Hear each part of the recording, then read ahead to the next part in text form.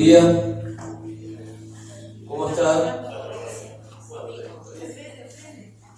¿Cómo dice que le va?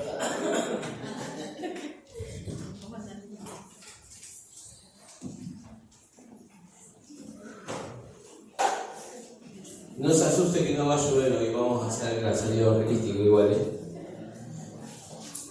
No nos vamos a derretir, dice Elsa, ¿no? Vamos a usar las palabras de Elsa. Igual estamos acá cerquitas, si se llega a largar el llover nos venimos con todas las cosas rapidito. Pero bueno, saben que en el día de ayer, en la reunión de jóvenes, han venido gente que han estado en la fiestita del Día del Niño, ¿no? Y eso habla de que la iglesia está activa en cuanto al evangelismo. Eso es súper importante, súper importante. Así que vamos a tener salidas evangelísticas a lo largo de todo este tiempo, por lo menos una vez por mes vamos a estar saliendo, ¿no? a la calle. Bien, estaba mirando el video hace un ratito, pasaron en Misiones Perdona, y yo te dije que iba a predicar algo, pero ahora voy a predicar otra cosa. Tenía en mi mente este video que vimos de los mártires, hace más o menos 2 semanas que lo vengo viendo, y anoche prediqué en la iglesia central en la reunión de jóvenes, y lo iba a llevar también, y llevé otro video, y digo, no, el Señor me está hablando, me estoy constantemente con ese video. ¿Saben qué? Soy profesor del libro de los Hechos, que dicho sea de paso, ahora en unos días arranco la materia otra vez en la iglesia Dios es Amor, y me apasiona la historia de la iglesia. Me apasiona muchísimo la historia de la iglesia, de ver cómo estos hombres y mujeres de Dios tuvieron la capacidad de entregarlo todo, de darlo todo, de abandonar todo por un llamado de Dios, para cumplir el propósito de Dios, ¿no? Me apasiona ver, si ustedes buscan en YouTube La Voz de los Mártires, van a encontrar miles, pero miles de historias de hombres y mujeres que han cambiado la historia de la iglesia, incluso contemporáneos, ¿no? De este tiempo, que también están siendo perseguidos, maltratados. Y pensaba en esto, ¿no? Porque yo digo, son verdaderos héroes. Anoche hablaba sobre los héroes, de convertirnos en héroes. Y digo, ¿qué lleva a estos hombres y mujeres a tener la capacidad de entregarlo todo? Vamos a hacerlo un poquito más trágico en el día de hoy, ¿no? Vos imaginate que viene alguien, y aquellos que son padres, yo siempre lo relaciono con los hijos, ¿no? Porque el amor más profundo que uno tiene son con los hijos, ¿no? A punta de pistola está apuntando la cabeza de tu hijo y te está pidiendo que niegues tu fe, ¿no? Que niegues tu fe. Sin duda, porque acá no podemos hacer lo espiritual y podemos decir, sí, niego a Jesús. Pero en ese momento, sin duda, quizás, nosotros negaríamos la fe. Porque estamos hablando de la vida de nuestros hijos, ¿o no? O podríamos hacerlo un poquito más, lo ponemos un poquito más en el papel espiritual y decimos, no, yo niego, yo no negaría jamás a Jesús, ¿no?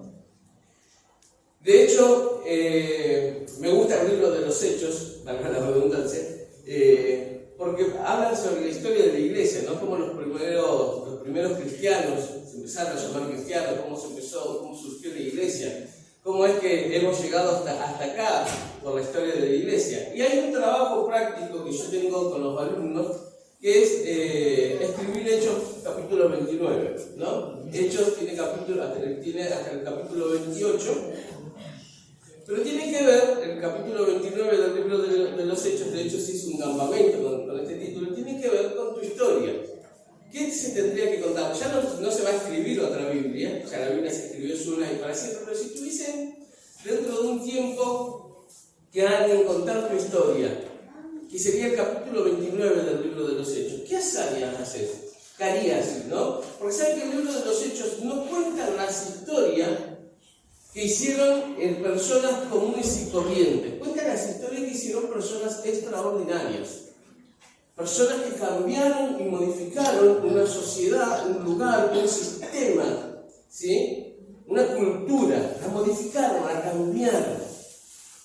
Pero no cuenta cuentan la historia de algo que hicieron para ellos mismos, sino que cuentan la historia de lo que hicieron en pos del Evangelio. Abrazaron una fe, sostuvieron una causa y pelearon por eso, incluso hasta dar su propia vida, como lo vimos acá en el video. Pero ¿saben qué fue lo más interesante de todo esto? Que esas personas eran personas totalmente ordinarias, como vos y como yo. Ordinarios, ¿sí? Mirá lo que tenés al lado. El que tenés al lado es la persona más ordinaria que puede haber, ¿sí? Más de vos y qué ordinario que sos. Pero es ordinario, ¿saben que nosotros a veces pensamos que ordinario es despectivo? Pero ordinario significa común. ¿Sí? Común. En otras palabras, somos las personas más comunes que puede haber. Ahora, ¿qué es lo que nos convierte a vos y a mí en personas extraordinarias? Porque de lo ordinario pasamos por una palabrita que es el extra, pasamos a ser extraordinario. Y tiene que ver con el poder que actúa en la iglesia. Porque uno jamás va a poder tomar una decisión de abrazar una causa e ir en pos del Evangelio si no tiene la facultad y el poder, que no es natural, porque no actúa de manera natural en nosotros, sino actúa de manera sobrenatural en la persona, en el ser humano, que lo convierte de una persona ordinaria a una persona extraordinaria. En el libro de Juan, capítulo 20, verso 19, la Biblia narra una historia y dice que estaban los discípulos junto con un grupo de personas escondidos por miedo de los judíos. La historia, el contexto habla de que Jesús había sido crucificado, los discípulos estaban siendo perseguidos y en ese contexto, en Juan capítulo 20, verso 19, la Biblia nos empieza a contar que estos hombres ordinarios estaban escondidos y con miedo. Estos mismos hombres ordinarios fueron los que luego en el libro de los Hechos transformaron y cambiaron un sistema, una sociedad, una cultura. Fueron estos hombres y mujeres los que después, esos que estaban escondidos y con miedo, lo que cambiaron la historia de la iglesia. Ahora, ¿qué hizo que estos hombres, como vos y como yo, llenos de excusas, profesionales en las excusas, personas que habían negado a Jesús, personas que le habían dado la espalda, personas que lo habían mirado de lejos, personas que vieron a Jesús hacer maravillas, pero de repente se encontraron con que este hombre estaba siendo crucificado y los mismos que lo crucificaron estaban buscando a los seguidores, aquellos que lo habían seguido a Jesús. Estaban escondidos en un lugar lleno de miedo, temeroso. Dice la Biblia que de repente se le aparece Jesús, el crucificado, y le dice: no tengan miedo, mi paz os dejo, le dice, ¿no? Y de repente le dice algo clave que después va a suceder en el libro de los Hechos, pero le dice: reciban al Espíritu Santo. Reciban al Espíritu Santo. Ahora vuelvo a preguntar, ¿qué fue lo que hizo que estas personas comunes y corrientes en un de repente se conviertan en personas extraordinarias? Recibieron al Espíritu Santo, ¿no? ¿Qué fue lo? En el libro de Hechos, capítulo 1, verso 8, está la clave. Y la Biblia dice: pero recibiréis poder cuando haya venido sobre vosotros, ¿quién? El Espíritu Santo. Yo hablaba ayer acerca de ser héroes. ¿Saben que un héroe es una persona que se distingue por una hazaña extraordinaria, especialmente si requiere mucho valor? Un héroe es una persona que se distingue por una hazaña extraordinaria, especialmente si requiere mucho valor. Eso es un héroe. ¿Saben que nosotros necesitamos hoy una generación de héroes? Una generación no de héroes con capas y antifaz. Una generación que tenga poder. Porque un héroe es simplemente eso. De repente, en la vida de una persona común y corriente del universo de Marvel, lo vemos que una persona común y corriente de repente se transforma en un héroe que defienda a la sociedad, que defienda al inocente, que defienda al justo, ¿no? A uno lo pica una araña, a otro recibe, no sé, qué sé yo, cualquier cosa, pero se termina convirtiendo en un héroe. Pero estos que habla la Biblia de personas totalmente ordinarias se terminaron convirtiendo en héroes que hasta su propia vida terminaron dando porque recibieron poder. Pero ¿saben qué? La Biblia no nos dice a vos y a mí, van a recibir poder para agarrar y trasladar, para comprarse un edificio. Van a recibir poder para vivir plácidamente en una isla con palmeras y con comida y con que te estén abanicando ahí y bien plácido. Vas a recibir poder para tener muchas cosas. Vas a recibir poder para tener una economía sobrenatural. Vas a recibir poder para hacer esto y aquello. No, la Biblia te dice: y recibiréis poder cuando haya venido sobre vosotros el Espíritu Santo. Y el fin de ese poder, dice la Biblia, y me seréis testigos. Y me seréis testigos. ¿Para qué vas a recibir poder? Para ser testigo, ¿sí? Poder significa tener la capacidad o la facultad de hacer determinada cosa. Eso es poder. Y testigo, me gustó esta definición bíblica, porque dice que testigo, es saber con convicción qué hacer, es saber con convicción qué desear y hacer lo que es justo, pase lo que pase. ¿Sí? Y hacer lo que es justo, pase lo que pase. Y escuche esto, significa que permanecerán firmes e inquebrantables aun cuando sean las últimas personas que queden de pie. Vuelvo a repetir, significa que permanecerán firmes e inquebrantables aun cuando sean las últimas personas que queden en pie. Eso es ser testigos. Ese es ser testigo. Y yo el otro día hablaba y yo decía, qué alta, que a veces está la vara, o ponemos la vara muy alta y decimos, no, yo nunca voy a poder ser testigo. Nunca voy a poder servir a Dios en su totalidad. ¿Cómo puede ser que otros lo hayan hecho y yo no? Yo me preguntaba eso. ¿Por qué otros pudieron dar hasta su propia vida? Y vos me vas a decir, no, pero fue la iglesia primitiva, fue el comienzo de la iglesia. Hoy no somos perseguidos en este lugar, aquí en Argentina, en esta parte del mundo, del continente. No somos perseguidos por predicar el Evangelio. No vamos a ser torturados, no vamos a ser encarcelados por predicar el Evangelio. Pero sí seguimos poniendo excusas al Señor, prioridades que no son las de Dios, que no tienen que ver con el pecado. Seguimos poniendo, incluso yo el otro día le hablaba también acá en la iglesia, y yo decía, excusas que son válidas. Incluso excusas que molestan, porque saben que a veces cuando uno habla de esto, nota en el otro que sí que me molesta. Y ¿sabés qué? Si te molesta, es porque Dios te está hablando. Y ahora que te va a decir, ay.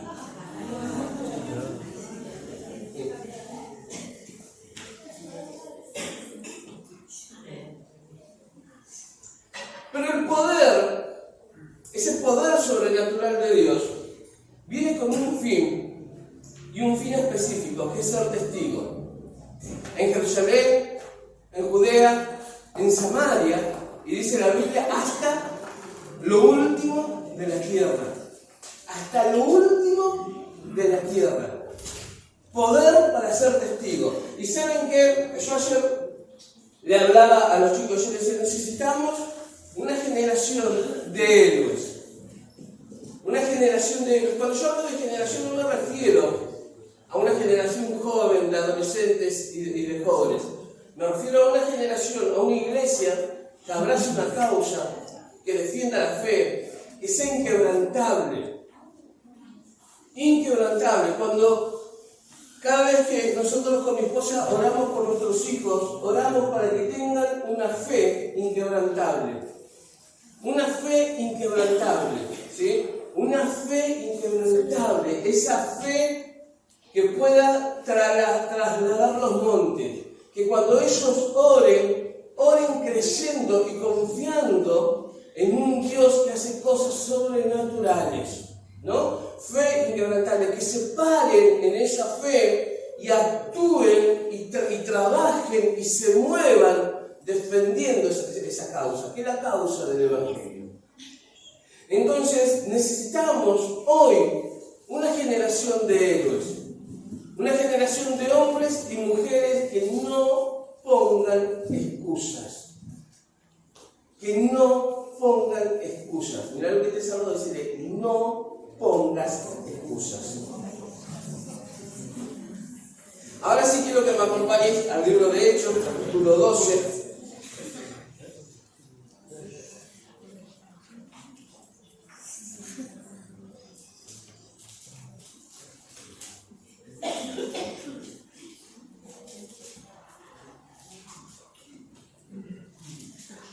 Hechos capítulo 12 dice la Biblia: en aquel mismo tiempo el rey Herodes echó mano a algunos de la iglesia para maltratarlo. Y se le fue la mano porque después dice para maltratarlo, pero en el versículo 2 dice: y mató a espada a Jacobo, hermano de Juan. Lo maltrató un poquito más de lo normal, ¿no? A Jacobo, hermano de Juan. Y viendo que esto había agradado a los judíos, procedió a prender también a Pedro. Eran entonces los días de los panes sin levadura, y habiéndole tomado preso, le puso en la cárcel, entregándole a 4 grupos de 4 soldados cada uno, para que lo custodiasen, y se proponía sacarle al pueblo después de la Pascua. Así que Pedro estaba custodiado en la cárcel, pero la iglesia hacía sin cesar oración a Dios por él, dice la Biblia, ¿no? Ahora vamos a vuelta al contexto. Cuando habla de la iglesia se está refiriendo a estos hombres y mujeres que en Juan capítulo 20, verso 19, estaban en un lugar cerradito lleno de miedo, ¿no? Pero Jesús le dijo, cuando se le apareció, le dijo: reciban el Espíritu Santo. En Hechos capítulo 1:8 dijo: van a recibir poder. Se van a convertir de personas ordinarias en extraordinarias cuando haya venido sobre vosotros el Espíritu Santo. Pero ese poder es para que ustedes me sean testigos, ¿no? En otra palabra, versión Juan Godoy. Capítulo 2 del libro de los Hechos habla de la llegada del Pentecostés, la llegada de ese poder, del Consolador. Cuando Jesús le dijo: yo me voy, pero les dejo al Consolador. Espérenlo porque va a venir. En capítulo 2 del libro de los Hechos habla cuando llegó ese dinamis, ese poder transformador, pero poder que perdura en el tiempo. Mirá lo que te he hablado, decir, perdura en el tiempo. No es un poder como la dinamita que explotó y ¡pum!, sucedió ahí nada más. No, el dinamis es un poder que actúa y perdura en el tiempo. Cuando vos recibís ese poder, esa llenura del Espíritu Santo, ese dinamis de Dios, es un poder interno que perdura en el tiempo. Perdura, te hace perdurar en el tiempo. No es que Dios te habló hoy nada más. No, Dios te habló, te llenó el Espíritu Santo te tocó. Entonces, y ese poder que empieza a actuar en vos perdura en el tiempo. Estos hombres y mujeres, a partir de ese derramamiento del Espíritu Santo, empezaron a trastornar la iglesia. En Hechos capítulo 4, verso 20, ellos decían: no podemos dejar de decir lo que hemos visto y oído. Y saben que a veces nosotros pensamos como que decimos es romántico. No, ellos están diciendo: no podemos dejar de decir lo que hemos visto y oído, aunque nos persigan, aunque nos maten, aunque maten a nuestra familia, aunque nos quiten todas las posesiones. No podemos, y ese no podemos significa hay algo en nuestro interior más fuerte que no podemos dejar de decir las maravillas de Jesús. No podemos dejar de contar del Cristo resucitado. No podemos dejar de predicar el Evangelio. En otras palabras, estaban diciendo: hemos abrazado una causa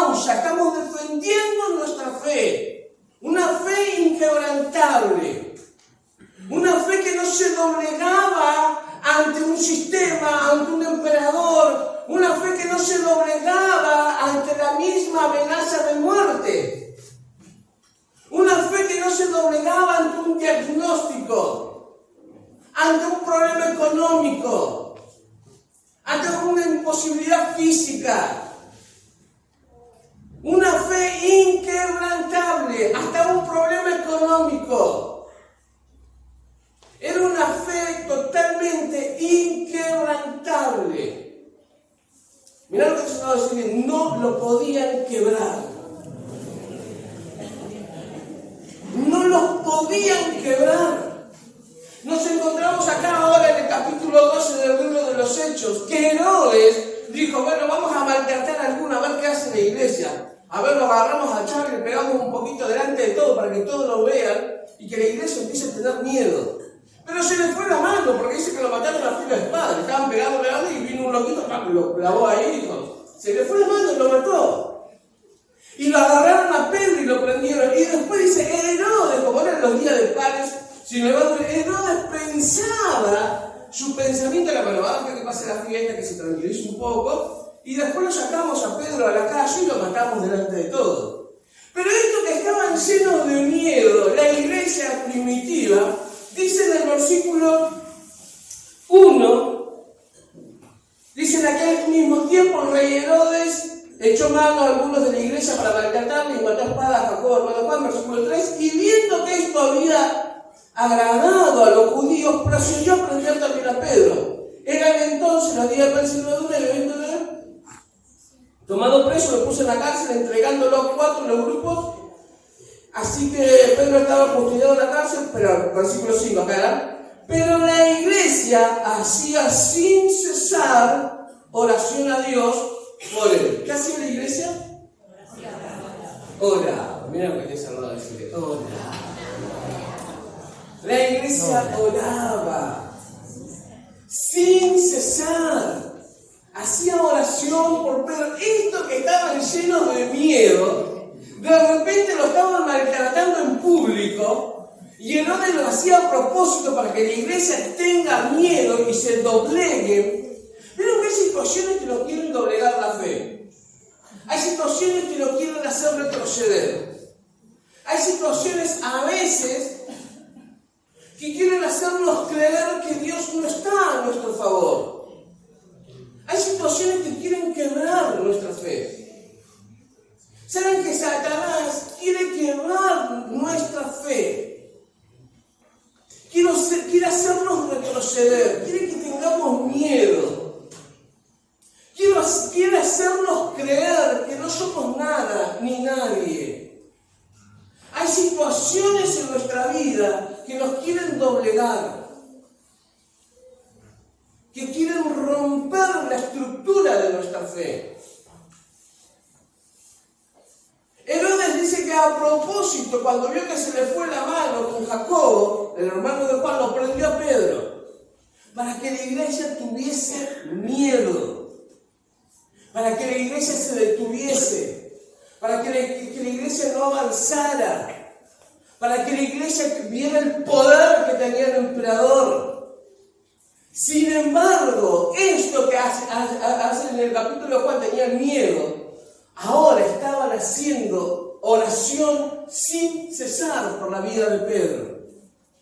Sin cesar, estaban orando, clamando a Dios. Versículo 6 dice, y cuando Herodes le iba a sacar aquella misma noche, estaba Pedro durmiendo entre 2 soldados sujetos con 2 cadenas, y los guardas delante de la puerta custodiaban la cárcel, y he aquí que se presentó un ángel del Señor, y una luz resplandeció en la cárcel, y tocando a Pedro en el costado le despertó diciendo, levántate pronto. Y las cadenas se le cayeron de las manos, y le dijo el ángel, cíñete y átate las sandalias, y lo hizo así, y le dijo, envuélvete en tu manto y sígueme. Y saliendo le seguía, pero no sabía que era en verdad lo que hacía el ángel, sino que pensaba que veía una visión.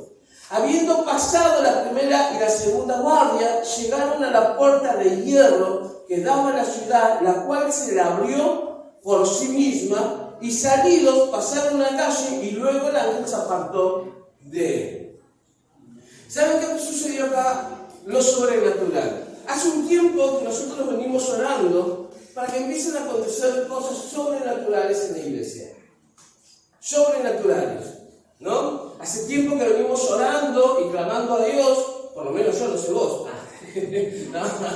No, pero venimos clamando a Dios para algo sobrenatural, ¿no? Y ese es el mismo tiempo donde se han presentado situaciones físicas a muchos de nosotros que nos hicieron creer lo contrario. Quisieron creer, ¿no? Y quisieron apagar, por así decirlo, lo que Dios estaba poniendo en nuestro corazón. No, porque empezaron a haber problemas físicos, problemas económicos, problemas familiares, problemas de cualquier índole en toda la iglesia, que quiso hacer que nuestra fe se quebrantara, que nuestra fe se doblegara ante la situación, ante un diagnóstico, ante una palabra, ante una situación, ¿no? ¿Saben qué quiso hacer Satanás? Te quiso callar. Mira lo que te está diciendo, decir, te quiso callar, te quiso apagar. Pero dice acá la Biblia que lo sobrenatural, porque la iglesia estaba orando, aconteció. Y saben que cuando vos y yo somos llenos del Espíritu Santo, que es la tercera persona de la Trinidad, cuando vos y yo somos investidos por ese poder, por ese dinámico, por esa fuerza transformadora que se mantiene en el tiempo, algo sucede en tu vida y en la mía. Y somos partícipes de lo sobrenatural de Dios. Mirá que yo estaba al lado y decirle, viene lo sobrenatural. Es el Espíritu Santo que intercede. Nos da osadía, nos da pasión. Nos hace renunciar a todo. Nos lleva y nos acompaña. Dice la Biblia que Pedro estaba atado con cadenas y con los guardias al lado. Tenía cadenas a los costados y tenía un guardia de este lado y un guardia de este lado. Cuando se le presenta el ángel del Señor, dice que las cadenas se rompieron. ¿Saben que cuando está el Espíritu Santo en la iglesia, las cadenas se rompen? Lo voy a volver a repetir. ¿Saben que cuando está el Espíritu Santo en la iglesia, las cadenas se rompen? Las cadenas se tienen que romper. Cuando lo sobrenatural de Dios acontece en la iglesia, cuando lo sobrenatural de Dios acontece en la iglesia, todo lo que nos ata se tiene que romper. Cuando la unción de Dios se manifiesta, todo lo que nos está atando, a través del fuego del Espíritu Santo, todo lo que nos ata se tiene que romper. Cuando Sadrach, Mesach y Abednego, dice la Biblia que el rey calentó 7 veces más de lo normal el horno para meterlos a ellos, y de repente mira, y dice la Biblia que los metieron atados adentro del horno. Pero cuando de repente miran al horno de fuego, ven 4 personas, una figura celestial que va caminando con ellos, y lo único que se quemó en ese horno fueron las ataduras. Lo único que se quemó en ese horno de fuego para calentarlo 7 veces más fueron las ataduras. Cuando la presencia de Dios se manifiesta, las cadenas, las ataduras, todo lo que no viene de Dios, se rompe, se quiebra. Cuando lo sobrenatural de Dios a través del Espíritu Santo se manifiesta en la iglesia, las puertas se abren. Dice la Biblia que pasó la guardia primera, la guardia segunda, y llegó a la puerta de hierro. ¿Saben qué? Ni tocó la puerta. Ni la tocó. Y a veces nosotros estamos ahí empujando, y que no se abre esta puerta, que no se abre esta puerta, que no se abre esta puerta. Y empujamos y ponemos presión y esta puerta no se abre. Pero cuando lo sobrenatural de Dios te acompaña, dice que cuando Pedro llegó a la puerta de hierro, la puerta se abrió solita. Sola. Como por arte de magia, diría alguien, ¿no? Cosa mandinga, diría otro. Pero se abrió sola. Y eso me lleva a pensar a mí que a veces nosotros estamos, ¿por qué las puertas no se abren? ¿Por qué las puertas no se abren? ¿Qué nos falta? Poder. Poder. El poder del Espíritu Santo. Le voy a pedir a los chicos que me acompañen.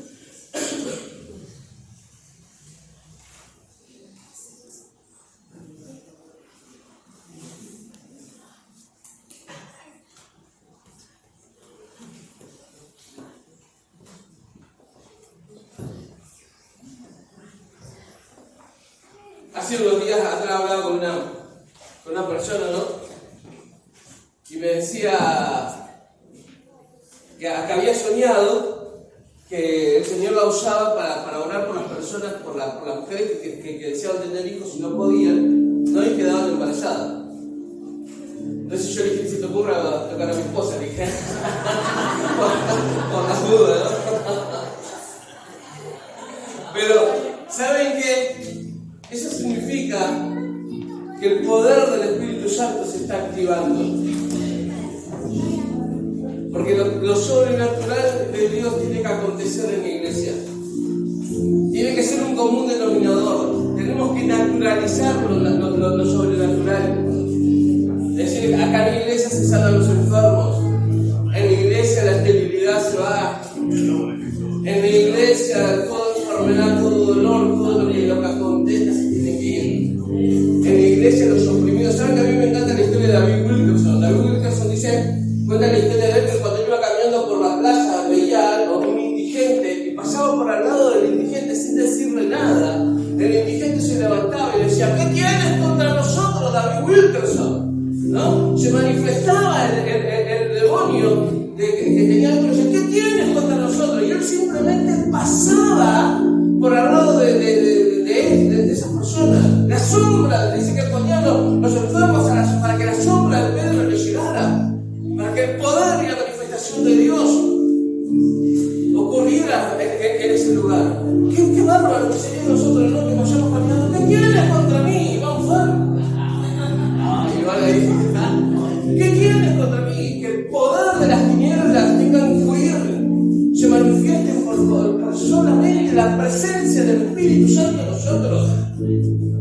Iglesia, necesitamos una generación de héroes que actúen en ese poder sobrenatural, que seamos investidos por el Espíritu Santo, porque solo el Espíritu Santo nos da la capacidad para dejar de pecar, solo el Espíritu Santo nos da la osadía para predicar el Evangelio, solo el Espíritu Sobrenatural para dejar todo por servir a Dios. Cuando hay excusa, es ausencia del Espíritu Santo.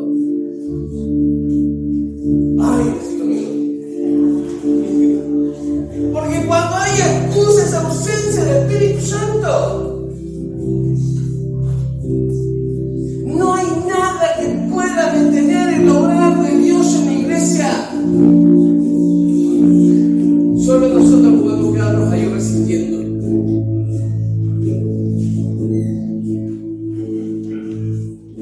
La iglesia llena del Espíritu Santo. Poder, osadía, valor, convicción, perseverancia. Poder, si hay lo que se dice, poder sin igual poder. En Jesús que murió. Ese poder que actúa en nosotros. El dinamis que nos lleva a predicar el Evangelio, a donde estemos, con quien estemos, sea la circunstancia que estemos, ponte de pie. Yo no me voy a olvidar nunca, y te lo conté un montón de veces, ¿no? Pero hace unos años atrás estaba en una iglesia, habíamos ido con el ministerial del instituto, y había una pastora mendocina que estaba predicando en ese lugar, que la habían invitado, y ella contó una historia, y dijo, yo cuando estaba predicando, y me llamaron para decirme que mi hija había tenido un accidente y había muerto. Y yo tuve que ir a reconocer el cuerpo de mi hija ahí con la morgue. Y cuando levantó la sábana y se la vio, ella dijo esto, hija, hasta que las trompetas suenen. Dijo, yo tuve que despedir a mi hija en ese momento, pero yo no me voy a cansar. Dijo, después cuenta. Y tengo mi hijo, dice que tiene una malformación genética si el Señor no hace un milagro en él va a morir con esa malformación genética, dijo ella. Pero yo no me voy a cansar de gritar y de decir y de predicar. Hay un Jesús que sana, que salva, que restaura. La circunstancia que nosotros nos toque vivir hoy por hoy no puede impedir el fluir del Espíritu Santo en nuestra vida.